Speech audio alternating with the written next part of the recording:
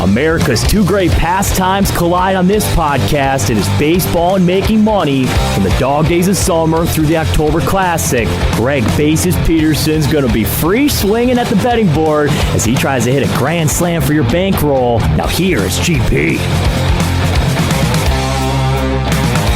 Special hello and welcome to lovely Las Vegas for MLB Overtime Betting with myself, Greg Peterson. We've got a great podcast for you. William Boor, he's a reporter for MLB.com, and he also does a lot of the minor league reporting as well as he does a lot with MLB Pipeline. He's going to be joining me for two segments. He is actually based out in Phoenix, Arizona. As we know, a lot of these proposals that are being thrown out there to get a 2020 baseball season, they center around games being played in the state of Arizona. So we're going to be talking to him about both the just Arizona plan that has been thrown out there, and then we saw on Friday a report by USA Today from Bob Nightingale that there is possibly some realignment that is going to be going on if this proposal will go through. It would essentially break up the two leagues and make them into the Grapefruit League and the Cactus League, which, as we know, are these spring training sites. So that would be very interesting. And what would be very fascinating is the realignment that would happen if we do wind up having the Cactus League and we have the Grapefruit League, because here is what has been proposed, and these would be the divisions. Out in the Grapefruit League, you would have in the North Division the Detroit Tigers, Philadelphia Phillies, Pittsburgh Pirates, New York Yankees, and Toronto Blue Jays. In the South Division of the Grapefruit League, the Atlanta Braves, Boston Red Sox, Minnesota Twins, Tampa Bay Rays. That sounds loaded. And then you've got the Baltimore Orioles. Oh dear, if you play 100 games, the Baltimore Orioles might lose 85 of them. And then out there in the East, just as lopsided. How about this for loaded? Houston Astros, St. Louis Cardinals, and Washington Nationals. All teams that made the postseason. The New York Mets came on strong down the stretch. They just got off to such a bad start that they couldn't overcome it. And then the Miami Marlins. We would have a fish fry out there in the Grapefruit League East. And then in the Cactus League, you've got the Diamondbacks, Cubs, Rockies, A's, and San Francisco Giants in one division. That would be the Northeast. The West, the White Sox, Reds, Cleveland Indians, Angels, and Dodgers. That would be fascinating.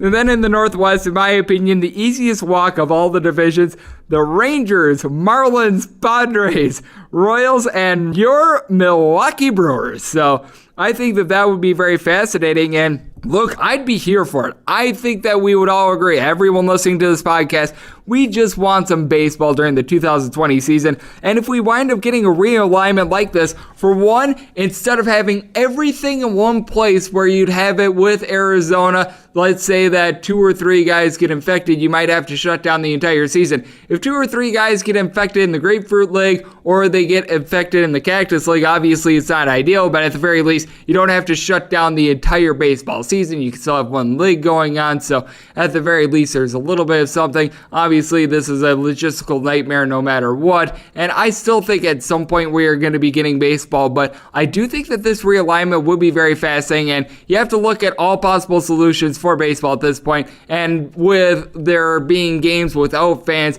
you'd obviously be able to pull off something like this, and then maybe if things wind up improving, you have fans in the final month. Obviously, we saw that poll conducted by Seton Hall a couple days ago that a lot of fans, they are not very interested in going to a game until a vaccine has been put into place. But as we know, there are a bunch of fans that they are still willing to go out as well. So it's going to be very fascinating to see what happens with that regard. But I think that this is just very critical right now, because if this proposal winds up catching steam, if we see another one come to the forefront, that could be absolutely huge with regards to a handicapping standpoint. And if you're taking a look at the futures board, the bookmakers, they have just about as much information at their disposal as to how these divisions, how these leagues are going to be set up as we do. So it could be a good money-making opportunity for futures bettors as well. And I do think that just being able to keep up with the newswire is the best thing that you can do with regards to baseball. And it's why I've been getting on this range of different people that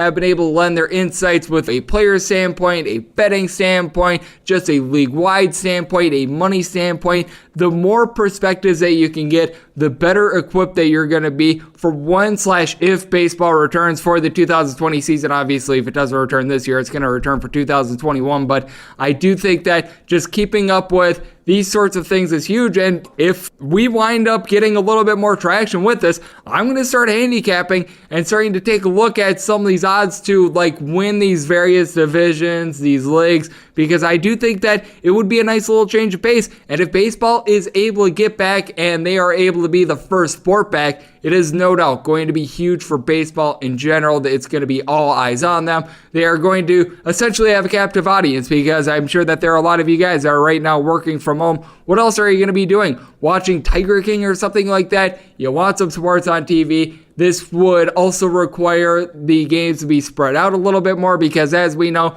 in Florida and Arizona during the summer, it gets a little bit warm. So you'd probably have like wall-to-wall-to-wall baseball. You'd have a couple major league parks to work with. You'd have the place where the Arizona Diamondbacks play. I believe that's Chase Field. It might be something else. I get my fields mixed up, but it's one of the bank sponsors that does it for Arizona. You have out there in the state of Florida, Tropicana Field, Marlins Park, all that stuff. So you do have a couple games that would be able to go off at more normal times, but with regards to the temperature, you'd have to play them either in the morning or you'd have to play them at night. And that means that we would get wall-to-wall baseball, which would be absolutely spectacular. So we're going to talk about all these different things that we've been hearing about the last couple days with William Boor of MLB.com, since he is out there in the heart of where a lot of these discussions are centered around in Phoenix, Arizona. And we're going to have a two-part conversation with him just about the logistics of bringing back baseball and what we can expect. And that is coming up right here on MLB Overtime Betting with myself, Greg Peterson.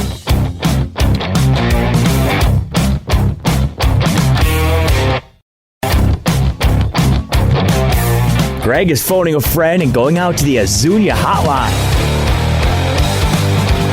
And we're back here on MLB Overtime Betting with myself, Greg Peterson. It is great to have on our next guest. This is a guy that, much like myself, is located in the desert. He's more in the Phoenix area, but does a great job of being able to follow the MLB and does a lot with regards to the minor league system as well. He's a reporter for both MLB.com and the MLB Pipeline as well. You can follow him on Twitter at WBoor, and that last name is spelled B-O-O-R, as it is William Boor joining me right here on the podcast. And William, great to have you on despite the uncertain times. How are you today? I am doing well, just like all of us, trying to stay busy and stay inside, stay away from people, and wait until sports come back. How are you doing?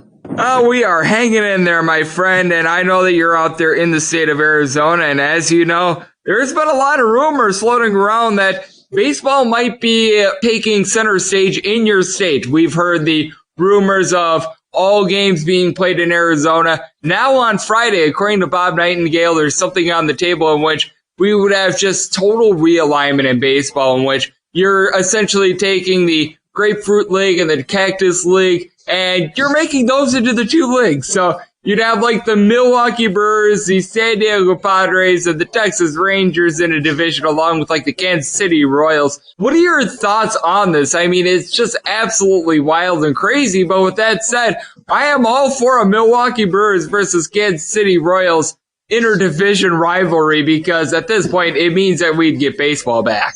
Yeah, to be clear, the All Arizona plan, well, I was reported a few days ago, I think ESPN had it first. That was something that I had heard. I can confirm that that was for sure discussed. I know there were other things discussed. I don't know what they were. Presumably, based on this USA Today report, one of those other things discussed was this Arizona-Florida joint venture. It's definitely different, but you're right. If it brings us baseball back, that's great. Is it intriguing? Yes. Would I like it permanently? No, I don't think anyone would. But for 1 year, and I think given where we are at the calendar, if there is going to be baseball this year, it's going to look different than it has for the past however many years. And we're going to have to be creative. So as far as being creative goes, this is something fun to think about. You're right. It would be different. It'd be fun to see all of these different matchups, to see, you know, in the Cactus League, the Indians and the Padres playing for a playoff spot.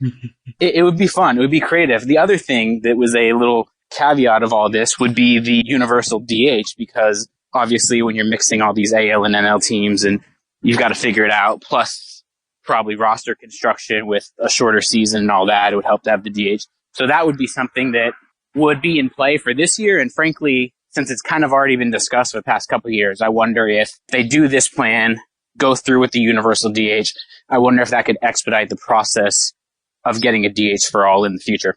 I think that it is very interesting that you bring that up. Obviously, we've been hearing about the electric strike zone as well. I certainly do think that if we do get baseball back, it's going to be a situation which you have to go with it because you're going to have fanless games. You have to promote social distancing. And I think that what we are also seeing at the forefront as well, along with that universal DH, is the electronic strike zone, which I know that so many people have been clamoring for. Nobody wants to see, like, Angel Hernandez's strike zone. They're sick of good old country Joe West and all those guys. And honestly, I think that that's probably my favorite thing of everything that I've been reading with regards to the Arizona plan, the Arizona/Florida plan, and all that stuff is if we can get electronic strike zone, we can finally get some consistency. And we know that, okay, Pitcher X, who typically likes to keep the ball down a little bit more, he's not going to get completely screwed because he has, like, some random home plate umpire calling the game tonight.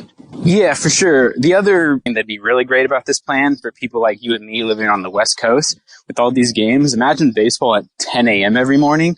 Like, that'd be incredible all the way up until the 7 p.m. games in the Cactus League. There would just be so much constant action. But as far as the automatic strike zone is concerned, I think that was something that within the next, decade or so, it was eventually going to probably happen anyway. Obviously, they'd already tested it in the minor leagues.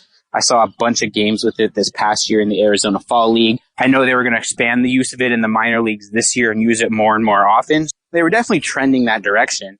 But I think, like you said, with this, it might expedite it. We're trying to get creative, find a way to play baseball games while also have social distancing, have the fewest amount of people involved as possible. So I think it could be a good experiment. I don't know if the technology is necessarily ready and 100% ready to go right now for a full major league season.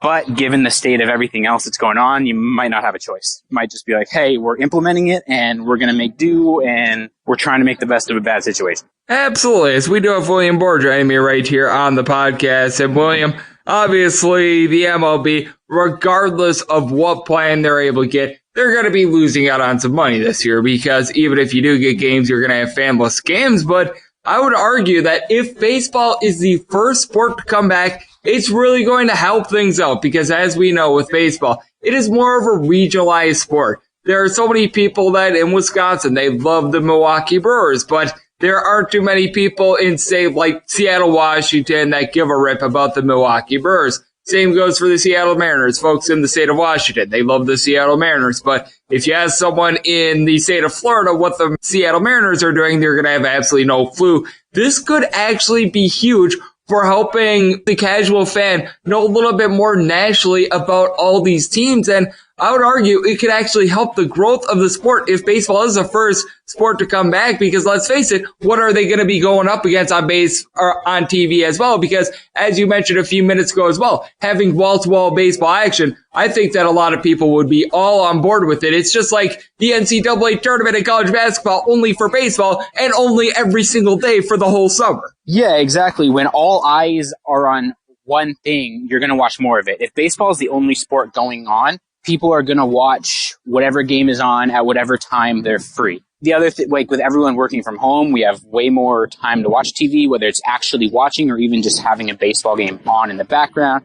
And you hear a couple at bats here and there while you're doing your work. Like you said with March Madness, no one follows, apparently besides you, bets every single game. No one's following all the small schools and knows everything. But when you get to March, everyone's watching those condensed games, and all of a sudden you learn about players from Davidson, Wichita State, whatever, right?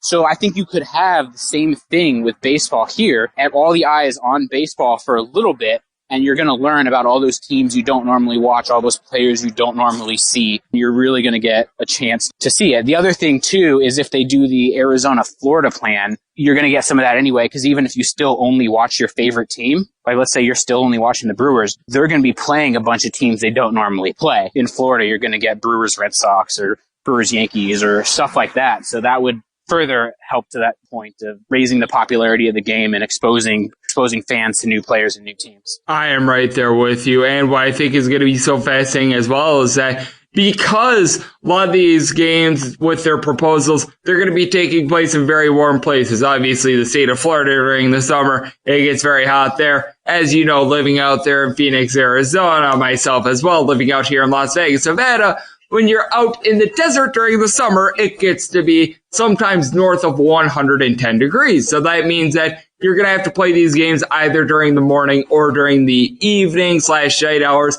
How do you think that would work? Because obviously you're going to have a couple major league ballparks that are going to be in play. Something I've been also thinking about is what if they would make this a little bit more regional, maybe bring in some of the California cities, like maybe bring in their Los Angeles, San Diego, things like that. You've got a couple more ballparks you're able to play more just around the clock with that regard. But I do think that would be so fascinating if they would play these games, because you'd have to probably play them more towards the early morning / very, very early afternoon hours, or more towards night, because you just don't want guys out there in 110 degree weather. You don't want the game to be going to like 18 innings and guys like getting dehydrated, having heat stroke, things like that.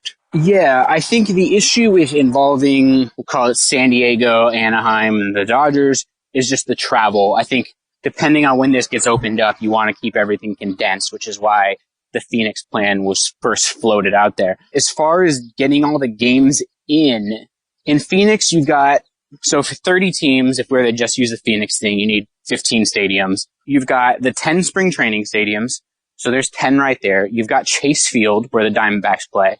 That's 11. Since Chase Field has a dome, you could conceivably close it, air condition the place, and that would be the one stadium you could use for a 1 o'clock game. So Chase Field, since that's closed, if you do a 1 and a 7, that puts us at 12. You could do morning games, maybe 10 a.m. at some of the spring training complexes. Not ideal. Do a 10 a.m. and a 7 at one complex. Not ideal, but definitely doable in these times. The other thing is where Arizona State plays. Used to be the spring training home of the A's. That's a facility that you could use. You could use Grand Canyon University. And the other thing is most of these spring training complexes have multiple fields. And if you just need a field because these games aren't going to have fans anyway, I don't really see why you couldn't, in theory, use the backfields that the minor leaguers usually practice on. Because it still has, those usually just have bleachers reminiscent of a high school field. But if all you're doing is you need, 4 bases 90 feet apart and a mound 60 feet 6 inches from home plate and fences 400 feet away, they've definitely got that. I think the fields are okay. The timing's okay as far as having the games at 10 and 7, or you could do it a little different in Florida. I mean, it's still tricky getting everyone in one area, keeping everyone quarantined the whole time, and heck, even getting everyone safely to Florida or Arizona brings up some logistical tricky situations as well. Yeah, I'm right there with you. This is part of the reason why I think that having both the Grapefruit and Cactus League is a little bit of a better idea, because if you wind up having 1 or 2 players test positive and you have everything condensed in one area, in my opinion, that could torpedo the entire season. If you have 1 or 2 players that test positive in one of the 2 areas, certainly not ideal, but at the same time, at the very least, one league can continue on while the other one, maybe you have some things to sort out, which is why I think that having it a little bit more spread out is probably going to need to be the way that they go about it. I think that this is a very good launching point for part 2, because obviously there's a lot to sort out here. I do think that having both the Cactus League and the Grapefruit League would actually be a very good idea. But we're going to get a little bit more into this. I know that William has been talking with a lot of the minor league players and how they are staying in shape, so we're going to be asking him about that and just some of the teams they think might have a little bit of a leg up when the season starts up again. And that's coming up right here on MLB Overtime Betting with myself, Greg Peterson.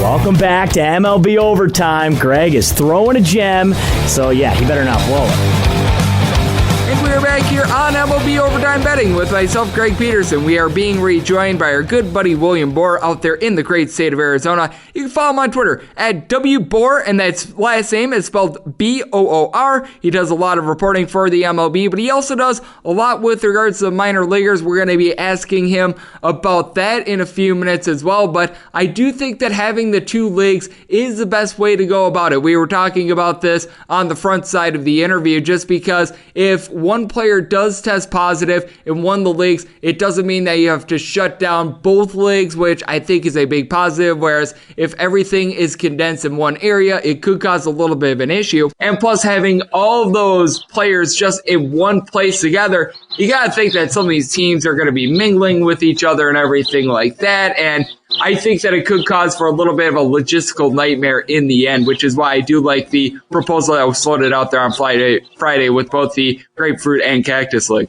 It does, as you mentioned, it does give a little bit of flexibility as far as if something goes wrong in Arizona or something goes wrong in Florida. You can tweak stuff, maybe not as many people are exposed or whatever. On the other hand, you have to kind of double your plan as far as quarantining people in like 2 hotels with 3 restaurants or whatever. Now you've got to execute your plan in 2 states. As much of it as it gives you flexibility, there's also more possibility for something to go wrong. Yeah, it's one of these situations in which we don't necessarily have the best solution. And something else that has also come into mind is obviously if you're going to be playing these games, it's going to be fascinating to see what happens with regards to how the minor leagues work, because obviously you're a guy that you do a lot of work for the MLB pipeline, which is essentially a place where you can get all the updates on minor league news and notes. You're one of these guys that you attend all the futures games. You look at some of these instructional leagues. You go very down deep, and you're looking at a lot of these guys that are going to be coming up. And I think the players that lose out the most are some of these younger guys, because a lot of them, they were fighting for spots in spring training. Now you're probably going to have a little bit more of an expanded roster, but if you wind up executing this plan, there's no way that you can have a minor leagues to go along with it as well. So I think that that's an issue that needs to be looked at as well, just because if a bunch of players get hurt, say that you've got a baseball team, every single player on that team falls off the roller coaster and breaks every bone in their body, to use the dodgeball reference, you just don't have much of a backup plan, and I think that that's obviously a little bit of a nightmare as well. You wouldn't be able to have like a traditional minor league season. All of these plans that are being floated out there only have the major league games being played. And I get that that's what generates revenue. I get that that's what's going to be on TV and whatever. But you're right. If something happens, and there'd be a little more room for error than normal, because if this happens, we're probably talking about, I don't know the number, but let's call it 30-man rosters. So you do have those extra 5 players that you would normally have. Also, since not everyone's stretched out, you're probably using some of those spots on pitchers. Your shortstop pulls a hamstring or cramps up or whatever. Who do you call up? Do you call up, your AAA shortstop who hasn't played in 3 months because he's been quarantined as well? Also, when you get him there, does he need to quarantine for 2 weeks before he can join the team? Or can he, hop right in and play the next day? There's definitely things that need to be discussed, and I'm sure they probably are by people that know more than me, but there's definitely a lot of questions out there about how this all works and some of the intricacies once you do kind of start moving forward with the plan. I'm right there with you, as we do have William Boor of MLB.com joining me right here on the podcast. Obviously, there's not going to be one set way of doing it, but just looking at some of these teams in general, who are a couple of teams that you think might be able to have a big season if we do wind up having a 2020 season. I think we both agree that we don't expect the baseball season to get started soon, but I've been looking at July as sort of that start date for baseball, because obviously, even if you wind up getting one of these plans all figured out, it's going to take a few weeks to be able to get the logistics figured out. You're going to have, at the very least, a 3-week spring training to get all these guys booted back up, have everyone firing on all cylinders, so that way you can play a season and everything like that. But once the season starts up, who are a couple teams that you think are a little bit of a sleeper? Because the one team I was really looking at was the Chicago White Sox. I like the way that they signed Dallas Keuchel. Gio Gonzalez is a guy that I like. They have a bunch of young players in that lineup as well as a solid bullpen. So I thought that they were a team that I felt like could surprise a lot of people in 2020. On the White Sox, it's interesting. You mentioned the young players. They signed Luis Robert, who's their top prospect, to a extension this year, 5-tool guy, so he's going to come up, make his major league debut. When you've got someone like that, does he benefit from a shortened season because there's not a lot of scouting reports or, pitchers haven't seen him? Or is it kind of a detriment because he doesn't have a ton of time to get his feet wet? It's like, hey, look, we've got 80 games or 90 games, not 162, so we need to hit the ground running. So I kind of wonder if more veteran established teams kind of get an advantage through this because there's more certainty. You know what you have with certain guys. The other thing, I look to teams that maybe like the Yankees, Aaron Judge, that had spring training injuries. Now all of a sudden, we've had a lot of time to get healthy, to get ready to go. Teams with a lot of veterans, Clayton Kershaw, he hasn't been quote unquote the Clayton Kershaw over the past couple of years, but now you can kind of manage that workload. And instead of 35 starts worrying about that back, now it's 27 starts. That could be an advantage for him. And you've got teams like, what about the Astros? That's a loaded roster, but everyone knows what happened with the offseason. They were going to be the most hated team ever as they're traveling around. What's it do to them if they're playing in a bunch of empty stadiums? No one's booing them, and those players are still talented. Now they can just play. It kind of removes a big distraction. So I think a lot of teams can benefit in a lot of very interesting ways. I'm right there with you. I think it's going to be so fascinating to see what happens, whether we have the National League or the American League, the Cactus League or the Grapefruit League, or who knows, maybe we'll have like the Champions and Legends divisions, much like we had with the Big Ten several years ago. So we are in a lot of uncertainty. And William, what do you ultimately think is going to be coming about? Because I know that there's a lot of people that are saying that we're going to get this Arizona plan. There's a lot of people that are saying we're going to get no baseball whatsoever. What are your overall thoughts on this? Because I'm right there with you. I think that this is just absolutely fascinating. I do think that somehow, some way we are going to get baseball back. I'm just not sure if we found the solution yet. I think that the Arizona/Florida plan is the best one I've heard to this point, but obviously there's a lot of speculation, and you can tell that both the players and the owners, they are all in. They want as many games as humanly possible played, and they're willing to do pretty much whatever it takes to make it happen. Yeah, I'm with you. I'm not smart enough to know what the perfect plan is, or even, I guess perfect's probably out the window, but what the best possible plan is. But I do think there will be a season this year. It obviously won't be 162 games. I think there will be a shortened season, and I don't know if it'll look like, what we're used to, because like you said, if you have the Cactus League and the Grapefruit League, that'll obviously be different. If there's no DH, that'll be different. But I think there will be a baseball season of some amount of games and in some shape or form. That we're just going to have to kind of wait and see. Should be exciting. It should be interesting. Interesting for sure, because it's going to be like something that we haven't seen before. That is for sure. I don't think that anyone thought about 5 weeks ago that we would all be quarantined in our houses, the NCAA tournament would be canceled, and we were talking about perhaps the Milwaukee Brewers and Texas Rangers a few weeks from now playing a divisional rivalry game in Mesa, Arizona. I don't know what the odds were on that, but if you wound up putting in a ticket on it, congratulations, you're doing great. And William, you're also doing tremendous work out there with MLB.com and MLB Pipeline. Let the good people at home know what you're all working on and how you're keeping up with all this, because you're doing some fantastic work. And like I said, a lot of these plans, they center around the state of Arizona, and you're right in the heart of it. Yeah, right now we're just trying to stay creative, staying on top of it. We've been doing a lot of stories on just what players are doing to stay busy. Obviously can't video or do anything, so doing a lot of Zoom interviews, posting those on either the Pipeline Twitter, my Twitter, or just MLBpipeline.com. We're just trying to keep it as normal as we can, check in with prospects, see who's doing what. It's kind of doing fun stuff right now, see who's good at cooking, who watches what on Netflix, who's listening to what music, because obviously we're not really able to break down who's off to a hot start this season, or, who's hitting a lot of homers early or anything like that. Oh, absolutely. And how are some of these guys hitting balls in like his apartment/house and everything like that? I've got to think that his neighbors are very, very mad. And I know that doing a lot of college basketball work, a lot of these prospects, they've been reduced to doing push-ups, sit-ups, and jogs outside. Yeah, a lot of the prospects I've talked to, it's obviously you can still go running, you can still do push-ups, you can still do jumping jacks, you can still do whatever you can around the house. Pull-ups! Pull-ups. If you've got a bar, grab a bag of potatoes and do some shoulder presses. So people are getting sort of creative. The thing that I've heard from a lot of people is it's hard to, maybe you can get a tee in a net, but it's hard to find places to hit.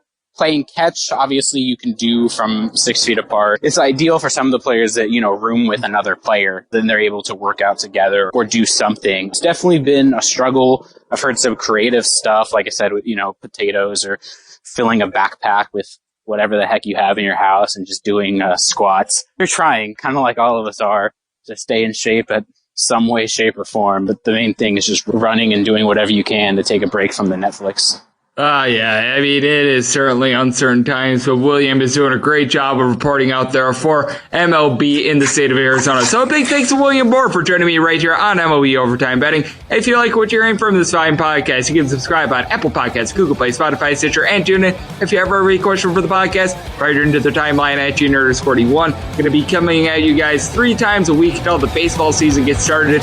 And then from there, we're going to be going at it every day. So hopefully you are all safe and healthy. And thank you so much for tuning in.